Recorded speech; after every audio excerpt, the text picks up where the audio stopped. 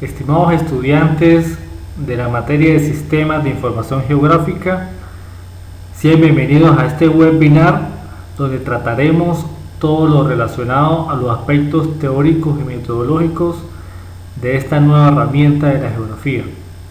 Espero que sea de agrado para todos ustedes y que puedan comprender la información que vamos a discutir en esta presentación. Ahí en pantalla están mis cuentas electrónicas de contacto para cualquier duda, sugerencia o aporte que deseen hacer para el desarrollo de la materia. Para comenzar, vamos a discutir un poco acerca del papel que juega la geografía. La geografía, pues, es la ciencia que estudia el espacio geográfico, que está comprendido como un sistema de relaciones que se establece entre la sociedad y la naturaleza. Ahora, estos dos elementos pues tienen algunos indicadores o algunos subelementos que lo caracterizan. Por ejemplo, la sociedad tiene actividades económicas, culturales, políticas, históricas que la definen como tal. Y también la naturaleza tiene un conjunto de subelementos con los cuales lo podemos caracterizar, como por ejemplo el relieve, el clima, la geografía, entre otros. Todos estos elementos, a ser localizados en un ámbito, forman parte del espacio geográfico, y por eso es el elemento o es el objeto de estudio de la geografía. Ahora, como todos estos elementos pueden ser localizables, pues desde la cartografía se han diseñado diversos métodos para poderlos representar a través de mapas. En el campo de los sistemas de información geográfico estamos trabajando con la cartografía asistida por computador, que en términos generales trata de llevar lo que está presente en el mundo real hacia el mundo digital. Sin embargo, para llevarlo hasta ese punto es necesario considerar algunos elementos, como por ejemplo la forma de la Tierra. La forma de la Tierra teóricamente puede ser una esfera o puede ser un geoide, entre otros elementos allí, pero para poderlo llevar hacia un lenguaje digital hay que traducirlo en un lenguaje matemático. Entonces, para esto se necesitan diversos tipos de técnicas, que es lo que hemos conocido como las proyecciones cartográficas, que tratan de llevar esa forma irregular que tiene el planeta Tierra, que la forma de geoide, llevarla hacia un plano que son los mapas que conocemos comúnmente. A partir de allí, la cartografía asistida por computador trata de llevar esos elementos a un entorno digital, que es los entornos con los cuales se trabajan a nivel de los computadores. A partir de allí, todos los procesos que se desarrollen a través de los diversos software pues van a exportar o a generar diversos productos cartográficos que pueden ser utilizados de manera online a través de distintos programas, como por ejemplo el programa Google Earth, y a través de diversos dispositivos que tenemos a disposición actualmente, como por ejemplo los smartphones, las tablets y algunas aplicaciones en la web. Ahora, ¿cómo vamos a comprender los SIG? Los SIG integran un conjunto de herramientas que van a alimentar o que van a aportar toda la información que va a gestionar ese sistema. Por eso se llama sistemas de información, porque lo que recibe es información de diversas fuentes, como por ejemplo fuentes como el GPS o el GNSS, fuentes de imágenes satelitales o imágenes de radar o imágenes aéreas. En términos generales, como lo hemos discutido en algunas clases, las imágenes aeroespaciales. También la cartografía temática convencional, impresa, que puede ser escaneada, digitalizada, se puede incluir en un sistema de información geográfica. También los distintos datos recabados en campo, a través de censos, encuestas, observaciones, fotografías, videos, grabaciones, entre otras. Y también están las informaciones que se puedan recabar con algunos dispositivos electrónicos que son conocidos por todos hoy en día, en los cuales se puede recabar alguna información en campo y se le puede incluir esa información recogida al sistema de información geográfica. Ahora, el sistema de información gráfico es una herramienta, por eso señalamos allí la palabra para identificarlo, una herramienta informática que permite almacenar, gestionar, representar y publicar la información geográfica. La información geográfica son todos los datos de cualquier fenómeno o hecho que ocurra sobre la superficie de la Tierra y que se pueda localizar a través de un sistema de coordenadas. Eso es la información geográfica. Y el sistema de información geográfica pues permite almacenar, gestionar, representar y publicar dicha información, obviamente a través de mapas. A continuación vamos a discutir acerca de cada una de estas funciones. En primer lugar, la función de almacenamiento. Obviamente se refiere a almacenar ese tipo de archivos en un contenedor específico.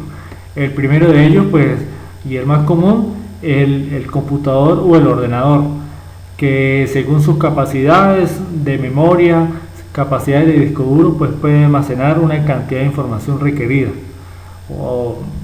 Sin embargo, esto pues tiene algunas limitaciones, porque por ejemplo a una computadora se le puede caer virus, se puede quemar, se le puede realizar algún daño interno y pues obviamente la información se puede perder. Entonces, almacenar una información solamente en una computadora no va a ser la forma más segura de tenerla. Entonces también se va a requerir otros dispositivos como por ejemplo los discos. En los discos llamados discos compactos o otras denominaciones, podemos allí almacenar una cantidad de información específica. Por ejemplo, los discos compactos comunes o que llamamos CDs tienen una capacidad de 700 megabytes. Los discos de DVD tienen una capacidad hasta de 4 gigas. Entonces allí pues hay una diferencia en cuanto a la cantidad de información que puede ser respaldada allí en este dispositivo, en este instrumento. Sin embargo, a pesar de que en ese instrumento no le va a caer virus ni nada por el estilo, pues como es un objeto que está susceptible a daños, a rayones, en algunos casos, en algunos discos se han encontrado hongos, y de pronto al introducirlo en la computadora pues va a generar un problema de lectura o va a generar un daño en los archivos o simplemente no va a servir. Entonces también es una limitante con respecto al sistema de almacenamiento de información. También pues tenemos otros elementos o otros instrumentos, como por ejemplo las memorias USB o dispositivos de almacenamiento masivo USB, como dicen algunas computadoras, o como comúnmente lo llamamos nosotros los pendrive. Los pendrive pues han tenido una evolución muy grande a través del tiempo, porque su capacidad ha sido aumentada. Los primeros pendrive salieron de 128 megabytes, después salieron de 512, después del giga, y en estos momentos ya hay pendrive superiores a 30 gigas. Incluso hay unas memorias para teléfono, para cámaras fotográficas, que incluso pueden llegar hasta los 80 gigas, que es la capacidad que tenía un disco duro en los años 2002, 2003, que esa era la máxima capacidad que había. Entonces tenemos allí un instrumento de gran versatilidad para guardar información. También pues están los discos duros externos de 500 gigas y más, que tiene capacidad de almacenar información. Sin embargo, estos dispositivos son susceptibles a que le entren virus, que se dañen, que se quemen al momento de sacarlo digamos así, de extraerlo de manera errónea de la computadora. Y también pues tal vez le haya pasado a todos, que es la pérdida de un pendrive donde había gran cantidad de información, porque por su tamaño pequeño puede ser susceptible de dejarse en cualquier lugar, o se deja pegado en la computadora, o se pierde por allí en la ropa, etcétera, etcétera, y pues lógicamente va a ser una pérdida de información allí. Ahora, en la actualidad hay un nuevo método de almacenamiento que no necesita un dispositivo específico, sino se almacena en la web directamente. Es la llamada nube, o digamos almacenamiento web. La nube pues nos va a servir como un recurso para nosotros respaldar una información y tenerla constantemente disponible para poderla utilizar, descargar, actualizar en cualquier momento. Está programada para que se pueda ejecutar desde teléfonos inteligentes, desde computadoras, desde tablet, en fin, de diversos medios, pero la limitante es que tiene que estar conectado a internet.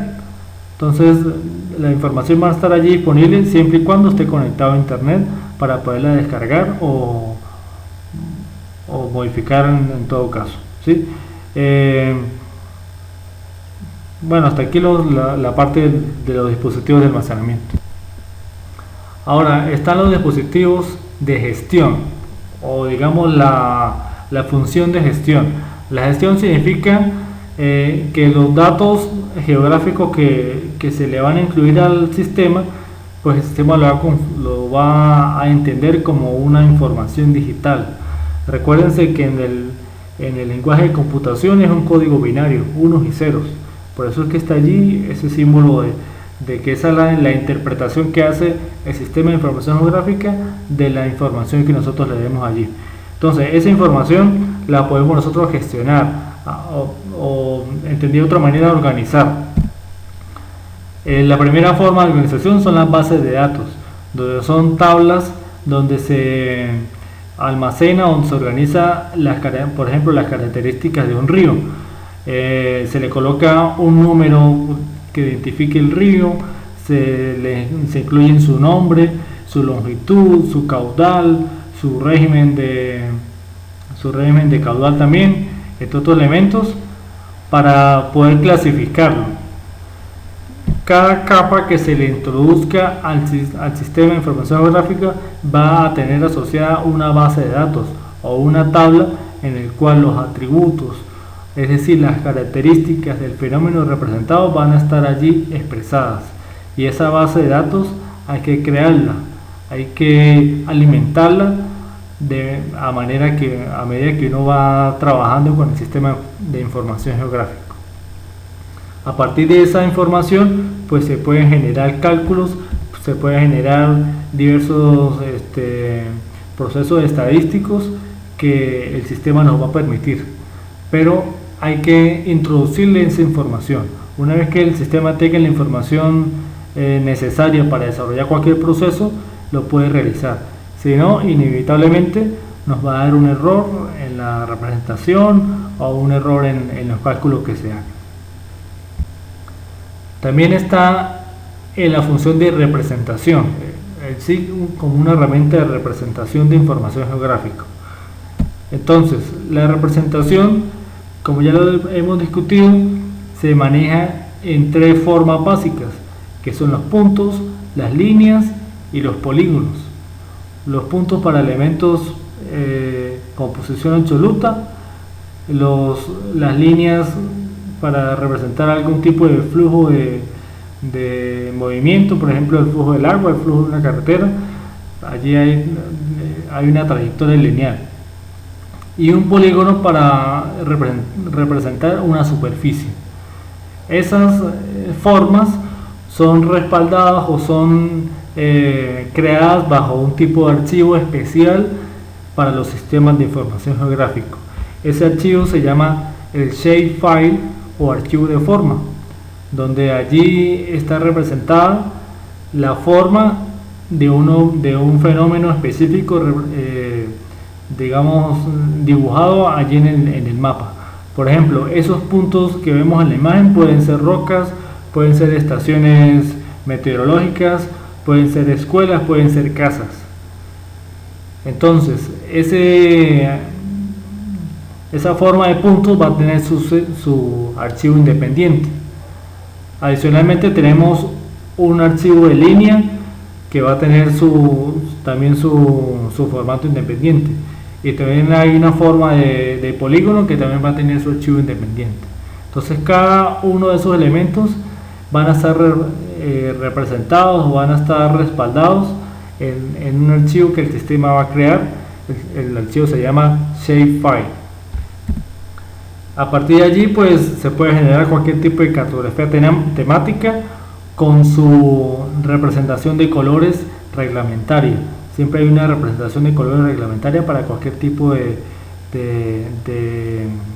producción cartográfica que se haga. Y también pues hay otro tipo de representación con unos procesos más avanzados, que son las representaciones en modelos tridimensionales, que se maneja mucho en la parte de cuencas, en la parte de gestión de riesgos, en la parte de análisis de relieve, entre otros elementos que pues tienen una potencialidad a nivel visual muy importante, donde se pueden representar muy bien los elementos y entender bien los procesos que se desarrollan allí en el escenario que se esté estudiando. También tenemos el sistema o la opción de publicación. Se puede publicar en los productos generados de un sistema de información geográfico a partir o por medio de una cartografía temática convencional, como la que estamos observando en pantalla, como la que vemos en cualquier organismo público, entre otros. También hay una nueva forma de publicar mapas, que es a través de geoportales, que en términos generales es una página web que funciona con mapas. Tiene un mapa base en el cual se le incluye allí las diversas capas que se generan de un sistema de información geográfico. Por ejemplo, las parcelas del catastro, las vías de comunicación, las escuelas, etcétera, etcétera. Y a su vez, al realizarle clic sobre las formas, pues nos va a dar la información que tiene esa forma representada allí. Es decir, nos va a presentar la base de datos que tiene asociada esa forma en nuestro sistema de información geográfico, que fue lo que comentamos en la parte de gestión de información. También hay una nueva forma de publicar información geográfica, que es a través de mapas personales, donde cada persona, cada individuo puede expresar o puede representar cualquier tipo de experiencia individual. Por ejemplo, está desde hace un año más o menos la metodología o la opción del History Map. El History Map es, digamos, una forma nueva de contar historias a través de mapas, donde las personas pues se desarrollan algún viaje de expedición, se desarrollan unas vacaciones, o de pronto una práctica de campo en la universidad, pues pueden representarlo a través de ese mapa, donde se le puede incluir distintos tipos de información, y pues a partir de allí él lo puede publicar a través de sus redes sociales, a través de cuentas en internet, hacia una audiencia, como nos dice allí una infografía, hacia un público, para que la gente pues conozca qué hizo la persona, pero a través de un nuevo método, que es a través de mapas.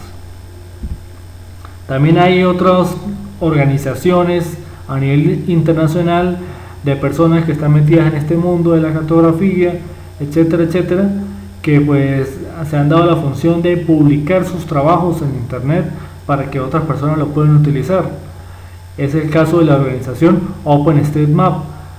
OpenStreetMap es una organización a nivel mundial donde personas que tienen sistemas de posicionamiento global en sus bicicletas o en sus automóviles pues tienen el hábito o el hobby de recorrer algunas carreteras de los países donde habitan, y pues esa información transformarla en un archivo y publicarla en internet para que la gente sepa, por ejemplo, cuáles son las nuevas carreteras que surgieron, y pues allí pues tiene la facilidad de actualizar los mapas por ejemplo, los mapas de vialidad que tiene un país específico.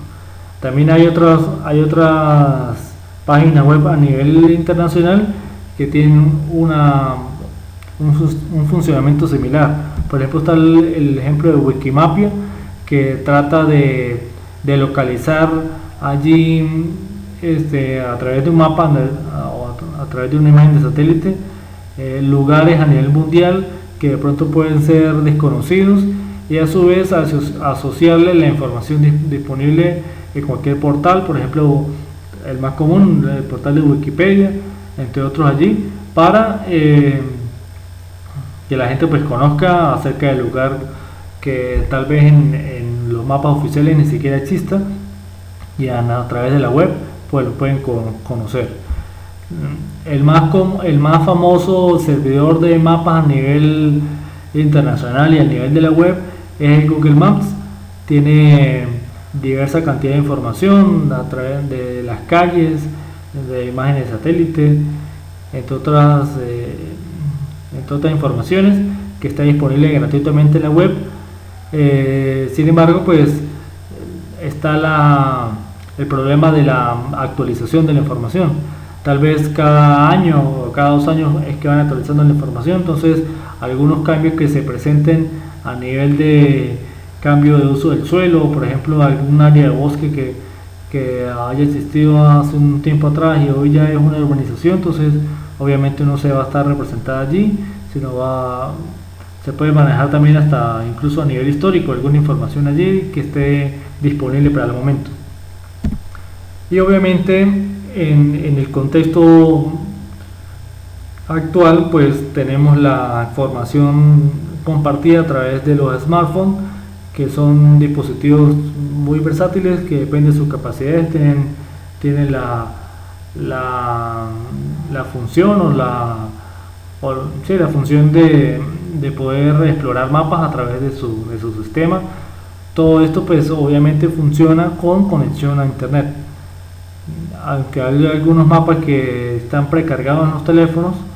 Sin embargo, se necesita tener la conexión a internet para descargar o explorar algunos mapas que compartan las otras personas. Ahora vamos a conversar acerca de los componentes de un SIG. Digámoslo así, las partes que tiene un SIG. ¿De qué se compone un SIG? En primer lugar, se compone de un hardware, es decir, los dispositivos electrónicos que van a dar soporte al funcionamiento de ese sistema. ¿A qué me refiero con esto? La computadora, el mouse, la impresora, el teclado, el CPU, la tablet, el navegador GPS, el smartphone, entre otros. Todos los aparatos electrónicos que nos van a permitir recoger información o modificarla o presentarla a través de una pantalla. Esos son el primer componente de un SIG, el hardware. En segundo lugar, el software. El software es el elemento que va a hacer todo el trabajo por nosotros. Digamos, no específicamente todo el trabajo por nosotros, pero sí gran parte de todos los procesos están allí automatizados y no necesitamos tener en nuestra mano una calculadora para sacar, por ejemplo, rangos de pendiente, porque el sistema lo va a calcular y de una vez lo va a representar de forma gráfica. Hay muchos software a nivel mundial que pues realizan diversas funciones de los sistemas de información geográfica. El más famoso a nivel comercial es el software ArcGIS de la empresa R. Este software pues es un software de propiedad privada, obviamente pago, donde pues se han desarrollado diversos procesos de sistemas de información geográfico, diversas formas de de representar la información, y pues tiene gran versatilidad, y en términos generales es el programa y la empresa más poderosa en materia de SIG a nivel mundial. Sin embargo, pues también han surgido, digamos, la competencia, y casualmente la competencia surgió desde el software libre, o vamos a decirlo así, un software gratuito que está en internet para que la gente lo utilice, y algunas personas lo desarrollen y lo mejoran. Es el caso del programa QuantumGIS y GBSIG, que pues son software libre que están disponibles en internet para que la gente los pueda explorar, los pueda manipular y pueda hacer cualquier tipo de información o de investigación con la ayuda de estos software. Y también hay otros programas, por ejemplo el programa MapInfo, que también es un software privado y también tiene algunos funciones muy versátiles con respecto a la representación, digitalización, entre otras funciones que son básicas para realizar procesos de sistemas de información geográfica. El componente más caro y más delicado y más solicitado es la información o la data. La información es lo más importante en un SIG, porque obviamente es lo que va a representar o va a gestionar el sistema. Entonces, si tenemos los aparatos y tenemos los programas, pero no tenemos la información que se va a procesar, pues obviamente no vamos a poder realizar ningún trabajo. Entonces la información es uno de los elementos más importantes que se necesita para un trabajo de un proyecto en SIG. Y obviamente está el personal, los usuarios o digamos los investigadores que van a operar ese sistema. Hay tres tipos de personal involucrado en un sistema de información geográfica. El primero es el personal técnico que elabora los programas, es decir, el programador, el ingeniero informático que está encargado de diseñar a través de diversos códigos, diversos lenguajes de programación, todas las funciones que tiene un software SIG. Por otro lado también están los operadores, que ese va a ser el papel que vamos a jugar nosotros. Nosotros no vamos a diseñar un sistema de información geográfico, lo que vamos a hacer es utilizar las funciones que tiene. Entonces los operadores son las personas que utilizan el sistema de información geográfica para procesar la información y representarla a través de mapas. Entonces tenemos allí el segundo renglón del personal, que son los operadores. Y por último están los usuarios finales, los espectadores, los que solamente van a observar el mapa o van a explorar la página web que creemos o las diversas personas que de repente dieron clic en el link que compartimos en las redes sociales, entre otras situaciones que se presentan. Entonces tenemos tres clases de personal: el programador, el que diseña el sistema, diseña el software; en segundo lugar, el operador, el que maneja el programa y el que digamos trabaja con la información; y en último lugar, el usuario, es decir, el espectador, que va a conocer solamente el producto final del proceso del proyecto de sistema de información geográfico, es decir, el que va a observar el mapa o el que va a observar la página web donde está publicado el mapa. Eso es todo. Seguidamente vamos a discutir las funciones. ¿Qué funciones tiene un sistema de información geográfico? Tiene tres funciones básicas. El primero es la función de entrada. ¿Qué es la función de entrada? El proceso de introducirle información al sistema. Entonces, hay diversas maneras de introducir la información al sistema. El primero, uno de los más comunes, a través de recoger información con un dispositivo GNSS, ¿sí? o GPS. Vamos a mencionarlo ahora sí. Un dispositivo GPS donde se recoge información en campo, ya sea que se anote en una libreta o se guarden directamente en la memoria del dispositivo y se introduzca en la computadora. Obviamente allí va a tener información puntual y lineal solamente. También está introducir información a través del escaneo de mapas. Se escanea un mapa oficial o un mapa analógico que se tenga disponible.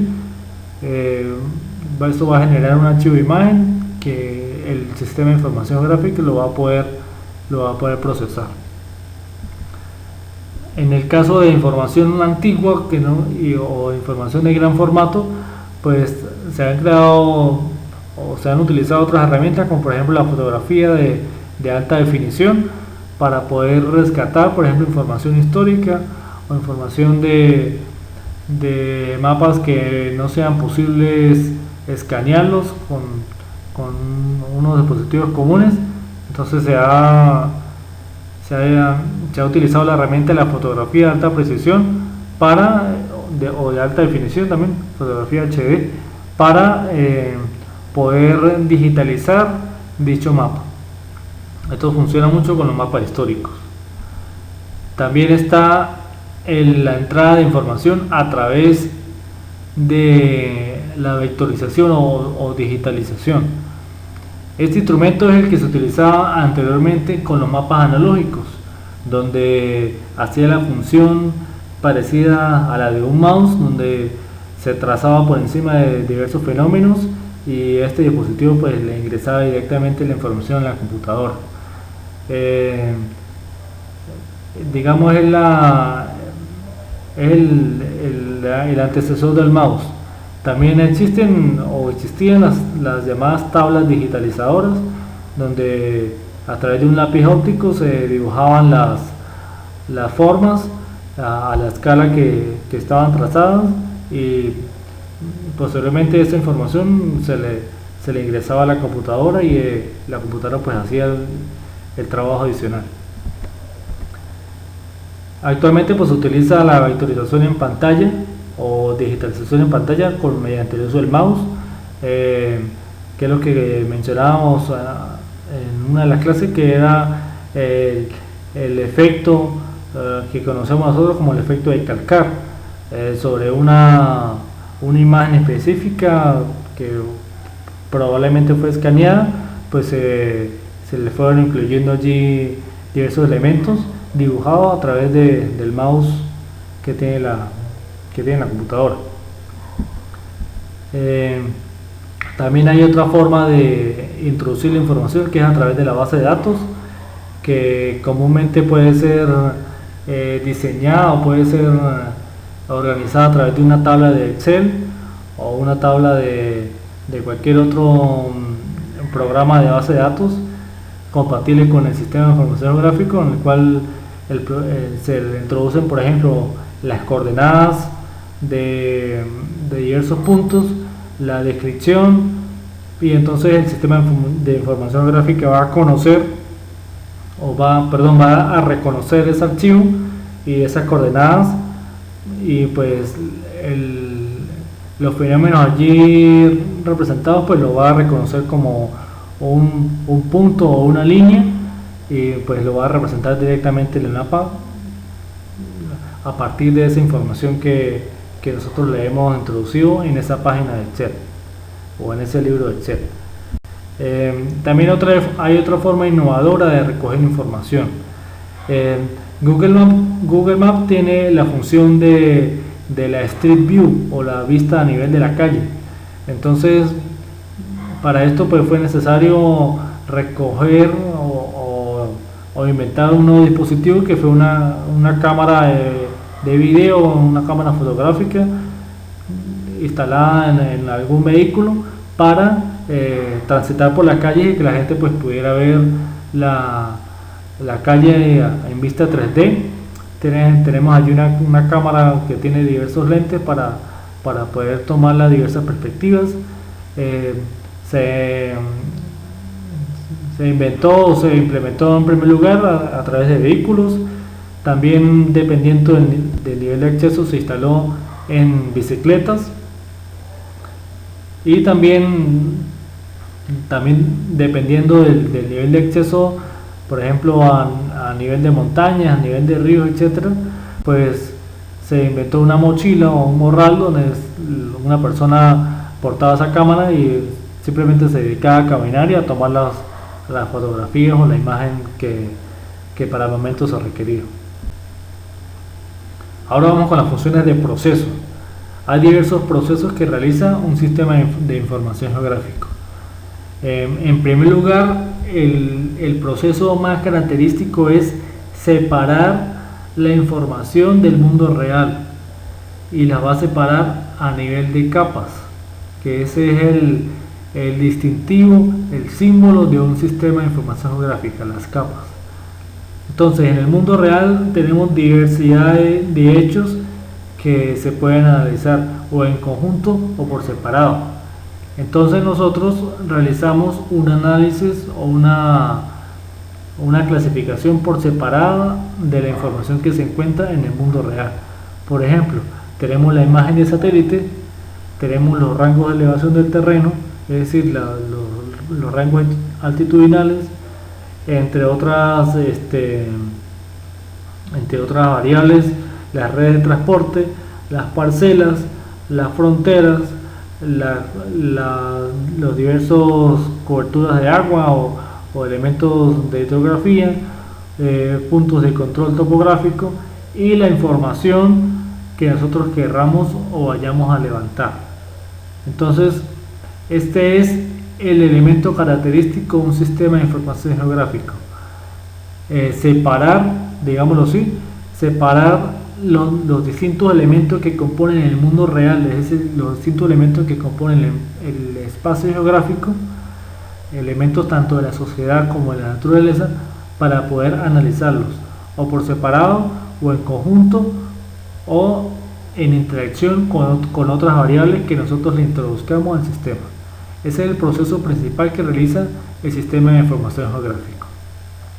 Adicionalmente a esto, hay otro conjunto de procesos. En primer lugar, vamos a clasificarlos a nivel del tipo de archivo que estemos trabajando.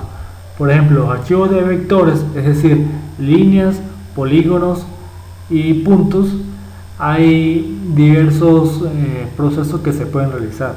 El primer proceso es el denominado calculadora de mapas, que es cuando se tienen dos formas que se desean conocer o se desean separar o se desean conocer las características que se mezclan una con la otra, pues se puede realizar la calculadora de mapas. Por ejemplo, tenemos aquí dos vectores, dos formas circulares, y queremos restarle o definir las áreas donde no se entrecurse la información, pues se le aplica la calculadora de mapas y se genera una capa adicional donde va a estar solamente la zona donde no se entrecurse la información, o en dado caso restarle la parte donde se entrecurse la información y dejar una forma individual, o en dado caso pues solamente conocer el sector donde se cruza la información de las dos capas, ¿sí? Esa es alguna de las funciones básicas que tiene la calculadora de mapas. También está la función del buffer. Se utiliza sobre todo en elementos lineales, por ejemplo un río donde se le requiere definir un área de protección o un área con restricciones de uso, se le incluye o se le especifica unas dimensiones dadas a ese buffer, por ejemplo un área de protección de 80 metros, de 40 metros, 50 metros, etcétera, y pues el programa va a generar un campo adicional donde se va a señalar ese buffer o esa área de protección. También se puede trabajar a nivel de zonas fronterizas, zonas de seguridad, entre otras variables. Hay otra función que es el clúster. El clúster se utiliza o se genera para englobar la información. Por ejemplo, tenemos diversidad de puntos que pueden ser escuelas, puede ser, por ejemplo, la localización de un tipo de negocio específico, y el clúster pues trata de generalizar la información y englobarlo en una sola forma para simplificar digamos, la representación de ese mapa y hacerlo más vistoso, más agradable a la vista del usuario. Por ejemplo, aquí tenemos 6 elementos puntuales representados en un mapa. El clúster lo que va a hacer es englobarlos en uno solo y cuantificarlos. Esa es la función del clúster. También tenemos la función del heat map o mapa de calor, que es donde nos va a ayudar a representar cómo va a ser la concentración de información, también con elementos puntuales. Este método pues, es utilizado sobre todo en la parte criminalística, donde por ejemplo se puede identificar allí la incidencia de robos de celulares, por ejemplo, en diversas calles. Al aplicar la función de heatmap, pues va a representar cuál es el punto caliente, por eso se llama mapa de calor, el punto caliente o el punto de mayor incidencia de los robos, y pues obviamente allí tomar la decisión de hacer patrullaje, entre otras decisiones que se toman. Hay otra función muy importante que es el hot link, o introducirle un link, un hipervínculo a una forma representada. Por ejemplo, tenemos un punto donde puede ser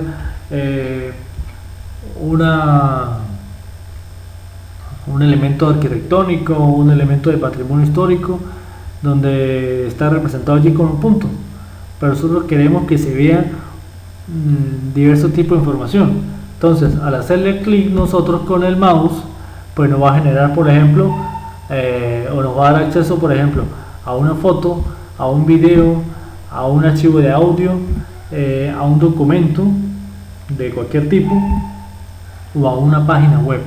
Esa es la función del hotlink o el hipervínculo que se le incluya a una forma representada en un mapa. También hay procesos geométricos en los vectores. Como los vectores son figuras geométricas, pues va a tener la capacidad de ser analizadas matemáticamente. Las funciones básicas son las áreas, los perímetros, las medidas de longitudes. Sin embargo, en muy pocas ocasiones vamos a tener figuras geométricas regulares, como por ejemplo la que vemos en pantalla, donde existen fórmulas geométricas o matemáticas en términos generales, donde se les puede calcular el área y el perímetro, porque específicamente las formas que vamos a dibujar o vamos a tener son formas irregulares. Por ejemplo, un lago, allí no tenemos una fórmula específica para calcular el área de ese lago, entonces el programa tiene ya sus funciones diseñadas para calcular el área y el perímetro de ese lago, ¿sí? O esa forma irregular que nosotros hayamos representado allí. También tenemos la medición de longitudes, cuando se trazan algunas rectas, o líneas rectas o líneas curvas, o en general elementos lineales, pues se le puede medir la longitud. La longitud en la mayoría de los casos va a estar expresada en metros.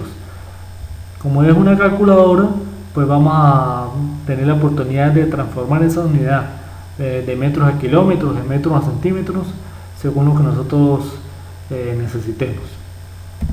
Y también tenemos la función de extraer nodos. Cuando se dibuja una línea, por ejemplo, cualquiera de las que tenemos allí en pantalla, al realizar un quiebre se va digamos, a dibujar también un nodo, es decir, un punto de quiebre. Cada uno de esos pues genera un elemento de coordenada que en algunos casos se puede requerir, entonces se hace la función de extraer los nodos. Tal vez esto sea una carretera y necesitemos, por ejemplo, un punto de parada intermedio, o la definición de algunas fallas de borde que se presenten, o entre otras cosas, pues allí esta función nos va a permitir extraer esa información. También está la función de convertir los archivos. Sabemos que el archivo básico es el archivo shape o archivo de forma, y pues para poderse comunicar con otros programas es necesario convertir ese archivo.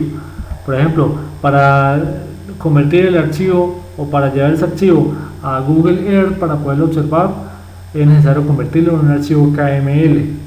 Para llevarlo hacia AutoCAD, que es un archivo de diseño o un archivo también para elaborar planos, pues es necesario convertirlo en un archivo DWG. Y para llevarlo a Excel, para conocer una tabla de datos, por ejemplo, de diversos puntos que se toman en el campo, pues es necesario convertirlo en un archivo Excel. Puede ser el XLS o el CBS, que son valores separados por comas, significa esas letras, valores separados por comas. Entonces el sistema de información gráfica nos va a permitir intercambiar los archivos en sus diversas clases para que se pueda compartir o se pueda utilizar en otros programas. También está la función de convertir el archivo de vector a raster. Los vectores son figuras geométricas, digamos, lineales o ariales o entre otras, y el raster son imágenes que están conformadas por píxeles. Entonces, para convertirla de un formato a la otra, pues va a haber una variación en la información, porque hay un formato distinto. El formato raster tiene un polígono sólido y el formato vector tiene un polígono sólido, y el formato raster va a ser una imagen donde van a ser cuadritos o píxeles que van a representar de esa forma allí. Entonces va a haber allí una variación en la configuración gráfica de esa información representada allí. Esta función también la va a realizar un programa, o al menos la mayoría de programas de sistema de información geográfico. Ahora, con respecto a los datos raster, también se puede realizar una captura de mapas, pero entre otras opciones, la captura de mapas funciona de la misma manera de la calculadora de mapas en vector, solamente que va a ser en formato raster. Hay otras funciones que se pueden hacer a partir de una información raster o de un dato raster, como por ejemplo la interpolación y la extracción de curvas de nivel. La interpolación es generar una información con respecto a un dato. Por ejemplo, aquí tenemos un mapa generado a partir de curvas de nivel. Las curvas de nivel tienen una separación y el programa va a calcular la información que está contenida en esa separación de las curvas de nivel. O sea, va a tener allí un dato continuo al nivel de altitud. También está la función del análisis de superficie o surface analysis, donde se puede generar, por ejemplo, un mapa de pendiente a partir de las curvas de nivel. También se puede generar allí cuáles son las áreas con mayor incidencia de pendiente, grados de pendiente, entre otros. También está la orientación. La orientación quiere decir hacia qué punto cardinal está determinada parte del territorio. También a partir de las curvas de nivel se puede definir cuáles son las vertientes que están hacia el norte, hacia el este, hacia el oeste, entre otras. Y también está la función del hill shape o mapa de sombras, donde la información contenida en las curvas de nivel pues se puede representar a través de colores o formas muy sutiles, donde se le denomina pues mapa de sombras, donde se puede generar una configuración visual pues distinta a lo que estamos acostumbrados nosotros a ver. También está la reproyección. Eso es lo que estábamos comentando al principio con respecto a las proyecciones cartográficas. El sistema de información gráfica puede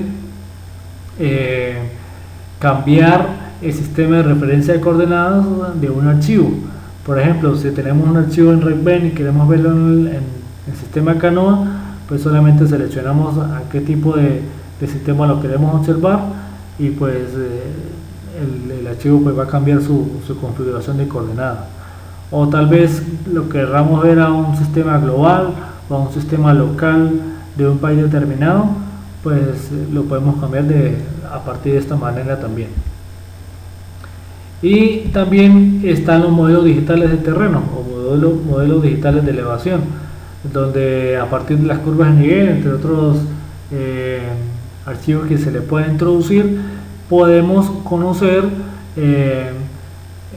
a través de alguna configuración gráfica que hace la sensación de un modelo tridimensional, como es la forma del relieve. Hay otros programas más o unas funciones más avanzadas, donde también genera un modelo digital de elevación con un modelo 3D, donde se puede navegar a través del mismo, donde se puede girar, entre otras funciones, y poder pues conocer desde distintas perspectivas cómo es la forma del relieve en tercera dimensión. Para ya casi ir finalizando, las funciones de salida, es decir, las maneras de cómo vamos a exportar la información que se encuentra contenida en el SIG o los resultados de los estudios que hagamos nosotros. Entonces, el formato de salida son la cartografía convencional con todos sus elementos reglamentarios, la toponimia, la leyenda, los logos de las instituciones donde se realicen, los autores, las especificaciones técnicas, entre otras informaciones que se puedan incluir allí. En la información marginal se puede diseñar a través de un programa de sistema de información geográfico. También están los diversos archivos del programa, que son también formatos o productos del sistema, que pueden ser utilizados por otros programas o por otros usuarios con respecto, dependiendo de sus necesidades. También hay otras formas de salida de información, que son los geoportales. Como les dije, son páginas web que tienen como base una información, la información que nosotros hayamos recogido en el sistema de información geográfico, y pues el usuario puede interactuar con la información, ver la base de datos, y en algunos casos también descargar la información que nosotros hemos puesto allí. Es uno de los nuevos métodos utilizados en el sistema de información geográfico, donde organismos públicos y empresas privadas pues han allí puesto a disposición de distintos usuarios los estudios o los análisis que han hecho. Y finalmente también están las salidas a nivel de los smartphones. Diversos tipos de productos que se hagan se pueden ser compartidos a nivel de los teléfonos inteligentes, y pues los usuarios pueden interactuar con ellos y pueden conocer la información que esté allí contenida y pues publicarlo o utilizarlo en el campo, dependiendo de las capacidades que tenga su teléfono. Bien, hemos llegado al final de esta exposición. No vamos a finalizar sin antes recordarles, por favor, consultar constantemente la información contenida en el grupo de Facebook, donde vamos a estar publicando los materiales de estudio y clases grabadas como esta, para ahorrar tiempo para efectos de la luz, para efectos de cualquier otro evento que se nos presente. Incluso tal vez en algún momento que ustedes no puedan asistir a la clase, pueden observar la clase aquí en cualquier horario del día. Va a estar allí disponible, lo pueden descargar en su teléfono, descargar en sus computadoras, repetirlo si de repente no entendieron alguna parte, pues va a estar allí disponible esta información para todos ustedes. Espero que haya sido del agrado de todos la información aquí expresada y la forma que hemos utilizado para presentarla, y pues les deseo mucho éxito a todos y espero que hayan comprendido la información. Hasta luego, muchas gracias.